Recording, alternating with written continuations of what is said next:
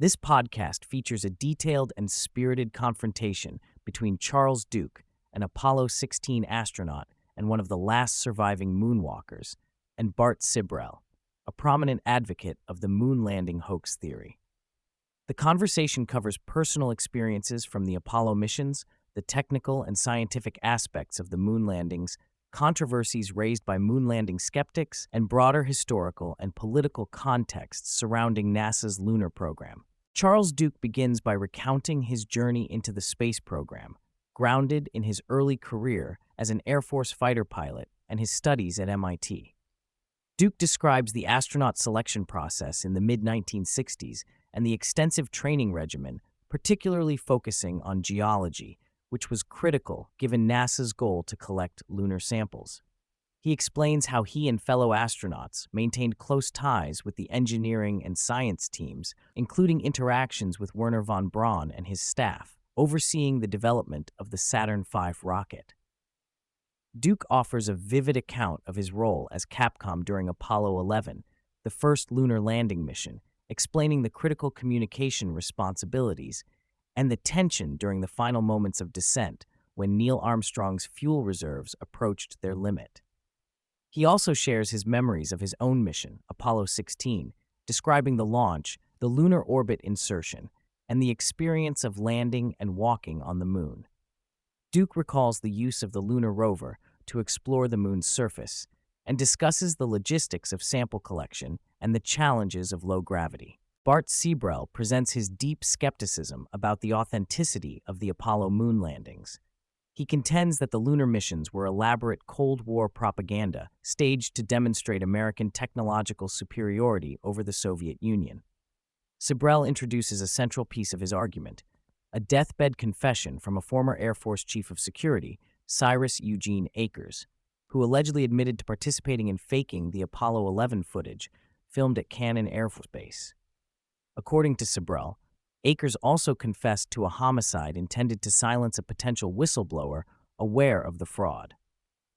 Sibrel claims that Akers' confession was video recorded and that efforts to suppress this evidence included arson and CIA intimidation. He corroborates parts of the story with a list of personnel supposedly involved in guarding the faked lunar footage set, many of whom were notable figures in NASA and the U.S. government. Sibrel maintains that the original Apollo telemetry tapes and videotapes were either lost or deliberately destroyed to cover up the deception.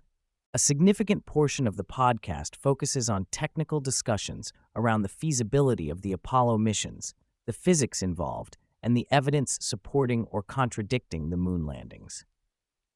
Sibrel emphasizes the challenges posed by the Van Allen radiation belts, asserting that the intense radiation would have been lethal to astronauts transiting them without protections that he doubts existed.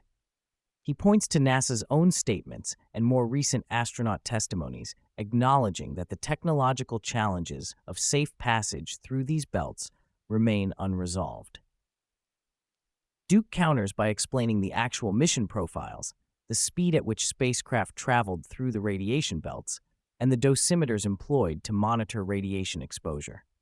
He insists that the exposure times were short enough to not pose significant risk. The discussion extends to the Saturn V rocket's capacity, with Sibrel citing von Braun's early statements suggesting that multiple rocket stages and refueling maneuvers would be necessary for a lunar mission, which conflicts with the single-launch approach historically recorded.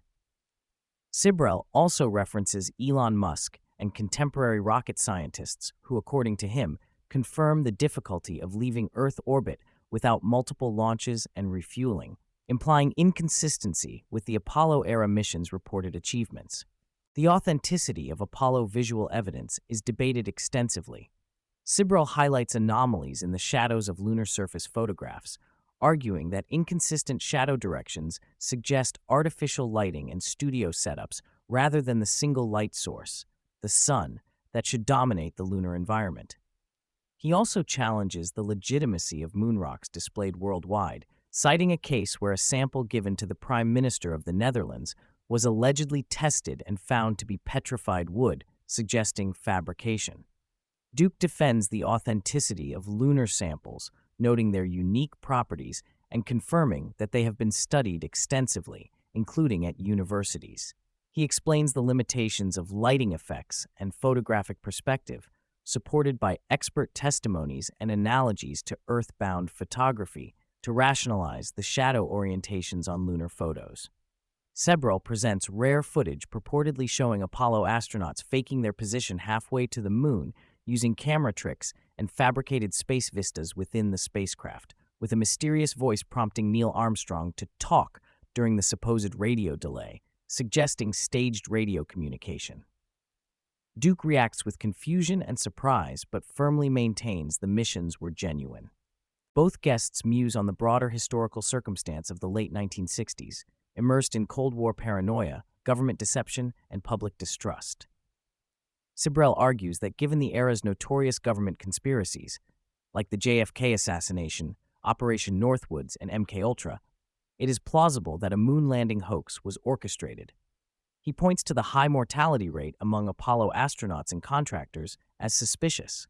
Duke acknowledges the tumultuous political climate, but stands by the reality of the missions and the scientific and engineering accomplishments involved.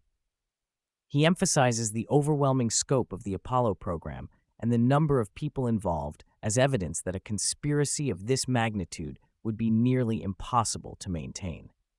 Duke reflects on astronauts' psychological experiences, including the overview effect and the intense focus required during missions that may explain subdued demeanors during media events. He recalls Neil Armstrong's shy personality and how astronauts rarely sought the public spotlight after their missions. Sibrel counters by interpreting such behaviors as signs of duress or complicity in maintaining a fabricated story. He also discusses cases where astronauts like Gus Grissom and James Irwin reportedly became whistleblowers or exhibited troubling circumstances before their deaths, suggesting a pattern of suppression. The discussion moves to contemporary space exploration ambitions, including NASA's Artemis program and SpaceX's Starship. Sibrel stresses statements from recent astronauts and NASA officials asserting current technology is insufficient to safely send humans beyond low Earth orbit, underscoring unresolved radiation problems and logistical challenges such as in-orbit refueling. He contends this supports his claim that Apollo moon landings were impossible given their technology. Duke acknowledges the differences in present-day space objectives and technologies, but attributes delays and policy shifts to economic and political factors rather than technical impossibility. He vouches for the reliability and success of the original Saturn V and Apollo hardware. Both guests discuss how media coverage and public attitudes influence belief in moon landing authenticity. Sibrel presents himself as a crusader for truth, alleging suppression and intimidation against dissenting voices and filmmakers examining Apollo missions skeptically. He laments public complacency and the emotional difficulty for many to accept a potential deception of such magnitude. Duke appeals to documented mission evidence, satellite imaging of landing sites, and the personal testimonies of thousands involved. He expresses hope that public discourse should remain open, but insists on careful evaluation of evidence. Charles Duke reiterates his unwavering conviction that the Apollo missions were real and scientifically documented historic achievements, encouraging the audience to consider the weight of physical evidence like lunar rocks, mission telemetry, and photographs. Bart Sibrel invites skeptics to engage with his collected evidence available on his website, including video clips, interviews, and investigative research. He challenges anyone to send him on a mission to the moon to verify the landing's authenticity firsthand. The podcast concludes with both men acknowledging the complexity of the debate and leaving the final judgment to the audience, with links provided to various websites for further study and personal inquiry.